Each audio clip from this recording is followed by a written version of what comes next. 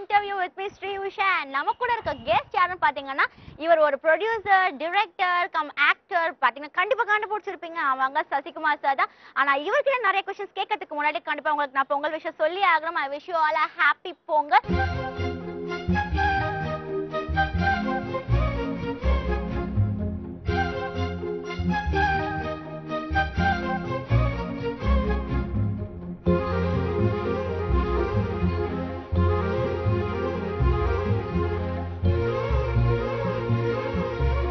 பாலு மகேந்திரா சாரோடைய காட்சிகளை நீங்க ரொம்ப வியப்படைந்த ஒரு காட்சிகள்னா என்ன சொல்வீங்க sir?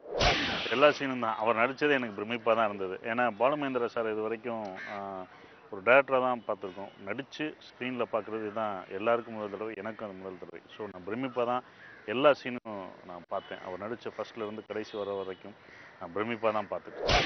Okay sir, director Sasikumar and actor Sasikumar and producer Sasikumar, இது மூணுத்துலேயுமே பார்த்தீங்கன்னா உங்களுக்கு ரொம்ப பிடிச்சது யாரு, ஏன்? ஒரு நடிகனையும் ஒரு தயாரிப்பாளரும் உருவாக்கிய இயக்குனர் சசிகுமார் எனக்கு ரொம்ப பிடிச்சது.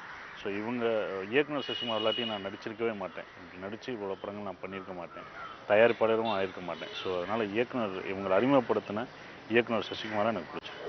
ஓகே சார், தலைமுறை படத்துல என்ன மாதிரி இசை கொடுத்துருக்காரு நம்ம இளையராஜா சார்? இதை பற்றி நான் ராஜா சார், கிரேட் ராஜா சார் அவர் பண்ணும்போது எப்படி, ஏன்னா பாலமகேந்திரா சார் அவர் மூடு பணியில் இருந்து ஒர்க் பண்ணியிருக்காங்க. ஸோ ரொம்ப அற்புதமாக இருந்தது. இந்த படத்துக்கு வந்து ஆர்ஆர் கடைசி வரைக்கும் அவ்வளோ. ஸோ கிரேட் ராஜா சார், ரொம்ப கிரேட்டு. அவருக்கு நான் நன்றியை சொல்லணும். இப்படி அருமையாக எங்களுக்கு வந்து பண்ணி கொடுத்ததுக்கு நான் அவருக்கு நன்றியை தெரிவிச்சேன். இன்றைய காலகட்டத்தில் விறுவிறுப்பாக போயிட்டு இருக்க நம்ம வேர்ல்டில் வந்து ஏன் கேஷுவலான மூவி எடுக்கிறதுக்கு தயங்குறாங்க டைரக்டர்? அது ஒவ்வொருத்தங்களை அப்படிலாம் மாறிடுச்சுன்னா சொல்ல முடியாது. ஏன்னா எல்லா படங்களும் ஸ்லோ படங்களும் பார்க்குறாங்க, எல்லாமே இருக்குது. அதுக்கான ஆடியன்ஸ் இருக்க தான் செய்கிறாங்க. ஸோ நம்ம தான் பிடிச்சிக்கணும், இது வேகமாக போகுது, ஸ்லோவாக போகுது, இதாக போகுது. ஸ்லோவாக போகிற நேரத்தில் ஸ்லோவாக தான் போக முடியும், வேகமாக போகிற இடத்துல வேகமாக தான் போட முடியும். ஸோ எங்கே நிதானம் தேவையோ அங்கே நிதானம் இருக்கணும், வேகம் வேண்டிய இடத்தில் வேகம் தேவை. ஸோ வேகமாக மட்டும் இருக்கணும், விவேகமாக இருந்தால் போதும். அது வேகமாக இருக்கா இல்லை ரொம்ப மெதுவாக இருக்கான்னா பார்க்க தேவையில்லை. சசிகுமார் டைரக்டர் கேமரா ஸ்டார்ட் அப்படின்னு சொல்கிறதுக்கும் நம்மளுடைய பாலு மகேந்திரா சார் கேமரா ஸ்டார்ட்னு சொல்கிறதுக்கும் என்ன ஃபீல் இருந்தது உங்களுக்கு? இல்லை, டேக் ஆக்ஷன் சொல்லும்போது நான் அந்த கேரக்டர் அவர் சொல்ல ஆரம்பிச்சிட்டார். என்ன அவர் இதில் நடிக்கிறதே ரொம்ப சந்தோஷமான ஒரு விஷயம். முதல் இது ஒரு நாள் தான் நான் ஷூட்டிங் போனேன். நான் ப்ரொடியூசராக அந்த பட ஷூட்டிங்கே நான் போனதே கிடையாது, நடிகராக தான் போனேன் அந்த இடத்துல. ஸோ நடிகராக தான் உட்காந்தேன். அந்த லாஸ்ட் சீன் எடுக்கும்போது அவர் க்ளோஸில் ஷாட் வச்சுட்டு அவர் நீ தாத்தாவை இழந்துட்டேன், முதல் தாத்தாவை பார்க்க போகிற, இப்போ உன் தாத்தாவை வேணாம் அப்படின்னு சொல்லிக்கிட்டே இருந்தார். அதுக்கு நான் வந்து ரியாக்ஷன் மட்டும் பண்ணிக்கிட்டே இருக்கணும். ஸோ அப்படி தான் இருந்தது. முடித்த பிறகு ரொம்ப சந்தோஷமாக இருந்தது. பாலு மகேந்திரா சார் படத்தில் நடித்தது வந்து ரொம்ப சந்தோஷம். ஒரு படம் எடுக்கிறதுக்கு 2.5 மணி நேரம் மட்டும் தேவைப்படுது, கதை எவ்வளோ இருக்கோ அவ்வளோ பண்ணலாம்ல? இல்லை, அதெல்லாம் மாறிடுச்சு. இப்போ இந்த தலைமுறைகள் பார்த்தீங்கன்னா 1 hour 45 minutes தான், 47 minutes அப்படி தான் வருது. ஸோ கதைக்கு ஏற்ப நம்ம வந்து குறைச்சிக்கணும். ரொம்ப நேரம் மட்டும் சொல்ல முடியாது. இப்போயே வந்து ஆடியன்ஸ் வந்து சீக்கிரமாக சொல்லி முடிங்கன்னு சொல்கிறாங்க. ஸோ வேகமாக எதாக இருந்தாலும் சொல்லி முடிங்கன்றதுக்கு தான் வந்துட்டாங்க. ஏன்னா ஒரு தேட்டரில் படம் போட்டு ஒரு 2.5 மணி படம்னா 2.5 மணி நேரம் படம்னா அது 3 மணி நேரம் ஆகுது. ஏன்னா இன்ட்ரோல் போட்டு திருப்பி வர்றதுக்கு நீங்கள் 2.5 மணி நேரம் தான் படம் கால்குலேட்டே பண்ணக்கூடாது, இன்ட்ரோலையும் சேர்த்து தான் நம்ம கால்குலேட் பண்ணணும். ஸோ எதையுமே வந்து ஒரு அழகாக குறைச்சி சொல்லும்போது அது அழகாக இருக்கும், வேகமாகவும் இருக்கும். ஓகே சார், தலைமுறை படத்துல ஏதாச்சும் ஒரு சீன்ல நீங்க காம்ப்ரமைஸ் பண்ணிருக்கீங்களா? இல்லை, இந்த படத்தில் அவர் கதை சொன்னோடனே நான் எதுலையுமே தடையில்லை, எந்த இடத்துலையும் அவரும் காம்ப்ரமைஸ் ஆகலை. அவரும் எனக்கு கதை என்ன சொன்னாரோ எங்கேயுமே காம்ப்ரமைஸ் ஆகலை, காம்ப்ரமைஸ் பண்ணாமல் தான் எடுக்கப்பட்டது. உங்களுடைய பார்வையில வருங்காலத்துல சினிமா எப்படி இருக்கணும்னு நீங்க ஆசைப்படுறீங்க? இல்லை, இப்போ சினிமா நல்லா தான் இருக்குது. பட் என்னென்னா சினிமா வந்து அதிகமாக வந்துக்கிட்டே இருக்குது. ஸோ நிறையா படங்கள் இப்போ படம் எடுக்கிறது ரொம்ப ஈஸியாகிடுச்சு. ஆனால் அந்த படத்தை வந்து தேட்டரில் ரிலீஸ் பண்ணி அது வந்து 1 வாரம் 2 வாரம் படங்களாக தான் இருக்குது. ஏன்னா 1 வாரம் தான் தேட்டருக்கு கிடைக்கிது. ஏன்னா அதுக்கப்புறம் 4 படம் வருது. வாரம் வாரம் படங்கள், ஒரு படம் வாரம் வாரம் வந்துச்சு, இப்போ 4 படங்கள் வாரம் வாரம் வருது. இந்த படம் எண்ணிக்கை குறையணும், குறைஞ்சா தான். ஏன்னா தேட்டரு நிறைய கிடைக்கும், ஏன்னா தேட்டரு கம்மியாயிடுச்சு. ஸோ இது குறையும் போது அளவாக வந்து வாரத்துக்கு ஒரு படம் வந்தால் ரொம்ப நல்லாயிருக்கும். ஸோ வாரத்துக்கு இப்போ 4 படம் வருது. ஸோ அதெல்லாம் குறையும் போது தான் ஆரோக்கியமாக அது ஓடும். ஏன்னா தேட்டர் கம்மியாக இருக்கும்போது எங்கே நீங்கள் போடுவீங்க? படம் எடுக்கிறது ப்ரொடக்ஷன் ஜாஸ்தியாக இருக்குது, பட் தேட்டர்லாம் கம்மியாக இருக்குது. ஸோ ஏதாவது ஒரு குறையும் போது தான் ஒன்று கூடணும், இல்லை ஒன்று குறையணும். அப்படி இருந்தால் தான் ஒன்று தேட்டர் அதிகமாகணும், இல்லை படங்கள் கொஞ்சம் தயாரிப்பு கொஞ்சம் குறைக்கணும், ரொம்ப குறைக்காம கொஞ்சம் குறைக்கணும். ஓகே சார், இப்ப இருக்க காலகட்டத்துல வெப்சைட்ல பாத்தீங்கன்னா பணம் கொடுத்து படம் பார்க்குற ஆப்ஷன் இருந்ததுன்னா எப்படி இருக்கும்? உங்களோட ஃபீல் என்ன?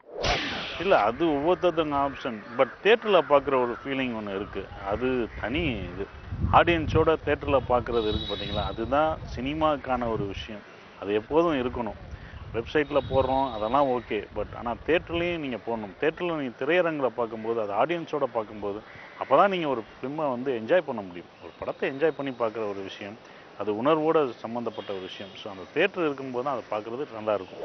உலக சினிமாக்கும் நம்ம சினிமாக்கும் ஏன் இவ்ளோ டிஃபரன்ஸ் இருக்கு? உலக சினிமாக்கு நம்ம சினிமாக்கும் ஏன் இவ்ளோ இடைவெளி இருக்கு? அதை குறைக்கிறதுக்கு நம்ம என்ன பண்ணணும் சார்? இல்லை, அப்படி இல்லை, நம்ம போய்கிட்டு தான் இருக்கு. நீங்கள் வேர்ல்டு மூவியை பார்க்குறீங்க, நம்ம படங்கள் பார்க்க மாட்டீங்க.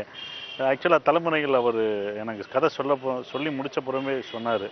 பாலுமகேந்திரா சொன்னதான், ஈரான்காரன் படம் எடுத்ததையும் கொரியன்காரன் படம் எடுத்ததையும் நம்ம அண்ணாந்து பார்க்கணுமா, ஏன் நம்ம படத்தை அவங்க பார்க்க வைக்க முடியாதா? ஸோ இப்படி இந்த படத்தை எடுப்போம்னு சொன்னார். கரெக்டாக அதே மாதிரி எடுத்து காமிச்சார். இந்த படமும் அவங்க பார்க்க போகிறாங்க, அனுப்பிச்சா நான் ஃபெஸ்டிவலுக்கு அனுப்ப போகிறோம், அவங்களும் பார்க்க போகிறாங்க. ஸோ இதுக்கான படங்கள் நிறைய படங்கள் வந்திருக்கு, நிறைய படம் ஃபெஸ்டிவலுக்கு அனுப்பிச்சிருக்காங்க, ஃபெஸ்டிவலில் வாங்கியிருக்கு. ஸோ நம்ம வந்து என்னென்னா, நம்ம படத்தை நம்ம வந்து என்கரேஜ் பண்ணுறதே கிடையாது. தமிழில் என்னென்ன பிரச்சனைனா, மலையாளத்தில் வந்து எல்லா படங்களும் வேர்ல்டு மூவிஸ் பார்க்குறாங்க. இப்போ தமிழில் வந்து முன்ன வாங்கினவங்க, இந்த மாதிரி ஃபெஸ்டிவலுக்கு அனுப்பிச்சவங்க, இன்னொரு புது டைரக்டர் வரும்போது அவங்களுக்கு கொடுக்கவே மாட்டாங்க. இங்கே ஃபெஸ்டிவல்ஸ் இருக்குது, நீங்கள் இதெல்லாம் பண்ணலாம் அப்படின்ற அந்த கைடன்ஸ் யாருமே பண்ண மாட்டாங்க, யாரும் கைட் பண்ண மாட்டாங்க.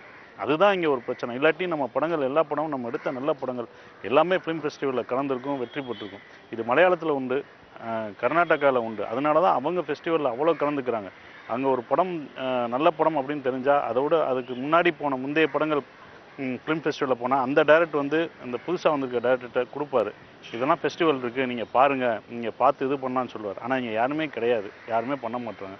இது பண்ணும்போது தான் இது இன்னும் சாத்தியம் ஆகும். ஏன்னா தமிழில் வந்து ஒரு படம் கிடச்சுன்னா அது வந்து தமிழ் படத்துக்கு கிடைச்சதா நினைக்கணும். ஒரு தனி மனுஷனுக்கு கிடைச்சதா நினச்சா இது சாத்தியமே கிடையாது. தமிழ் படம் உலக அளவில் அங்கீகரிக்கப்படணும்.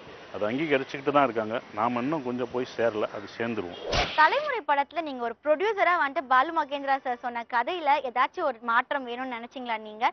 இல்லைன்னா வந்துட்டு பாலு மகேந்திரா சார் சொன்ன மாதிரி அப்படியே அவர் கதையை எடுத்தாரா? எந்த சீனுமே சொன்னதில்லை. அவர் என்ன கதை சொன்னாரோ அதான் எடுத்தார். நான் எங்கேயுமே தலையிடவே இல்லை. அவரோட ஸ்கிரிப்டில் நான் எங்கேயும் தலையிடவே இல்லை. ஓகே சார், நிறைய விதமான படம் வருது, காமெடிஸ் வருது, சென்டிமெண்ட் வருது, அதே மாதிரி ஆக்ஷன் வருது. ஸோ இது வந்து வருங்காலத்துல என்ன மாதிரியான படங்கள் வந்து ஓடும் நீங்க நினைக்கிறீங்க? அதெல்லாம் யாருமே சொல்ல முடியாது. இப்படி எடுத்தால் தான் இப்படி ஓடும், இப்படி எடுத்தால் தான் நல்லா இருக்கும் அப்படின்னு சொன்னோன்னா எல்லாருமே அப்படி எடுக்க ஆரம்பிச்சிடுவாங்க. ஸோ அதுக்கான சாத்தியமே கிடையாது. அது யாருமே புரிஞ்சுக்க முடியாது. ஸோ அதுதான். ஓகே சார், உங்களுடைய படங்கள் வந்து பாத்தீங்கன்னா ஒரு கமர்ஷியல் படமா இல்லை வந்து ஒரு ஆர்ட் மூவியா? ஒன்ஸ் தேட்டருக்கு வந்துட்டாலே அது கமர்ஷியல் தான். அது வந்து தேட்டருக்கு வந்துட்டாலும் நீங்கள் தலைமுறைகள் நான் கமர்ஷியல் படம் தான் சொல்லுவேன்.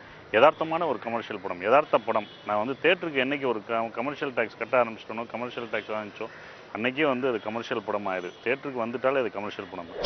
2013ல இருந்து 2014ல பாத்தீங்கன்னா அசிஸ்டன்ட் டைரக்டர்ஸ் நிறைய வந்திருக்காங்க. ஸோ இவங்களுக்கு என்ன மாதிரியான வரவேற்பு காத்திருக்கு? ஸோ நீங்க என்ன சொல்ல விருப்பப்படுறீங்க? உதவி இயக்குநர்கள் 2013ல் வந்து இது பண்ணிட்டு இருந்தாங்க. சில உதவி இயக்குநர்கள் அவங்கெல்லாம் டைரக்டர் ஆனாங்க. அதே போல் 2016ல் நிறையா உதவி இயக்குநர்கள் ஆகணும்னு நான் ஆண்டவனை வேண்டிக்கிறேன். கண்டிப்பாக ஆவாங்கன்ற நம்பிக்கையில் இது பண்ணுறேன். நன்றி, வணக்கம். ஓகே சசிகுமார் சார், இன்னைக்கு வந்து நிறைய விஷயங்கள் எங்க கூட ஷேர் பண்ணிட்டீங்க. ரொம்பவே நான் கேட்ட கொஸ்டின்ஸ்க்கு எல்லாமே பொறுமையாக ஆன்சர் பண்ணீங்க. Thanks for coming sir. Okay viewers, கண்டிப்பாக ரொம்பவே என்ஜாய் பண்ணியிருப்பீங்க. நம்ம சசிகுமார் சார் நிறைய சீன்ஸ் எல்லாம் சொன்னாங்க, அவருடைய எக்ஸ்பீரியன்ஸ் எல்லாம் ஷேர் பண்ணிட்டாங்க. ரொம்பவே இன்ட்ரெஸ்டிங்காக இருக்கும். அண்ட் இதே போல வேறு நிகழ்ச்சியில் மீட் பண்ணுறேன். Bye, it's miss Usha.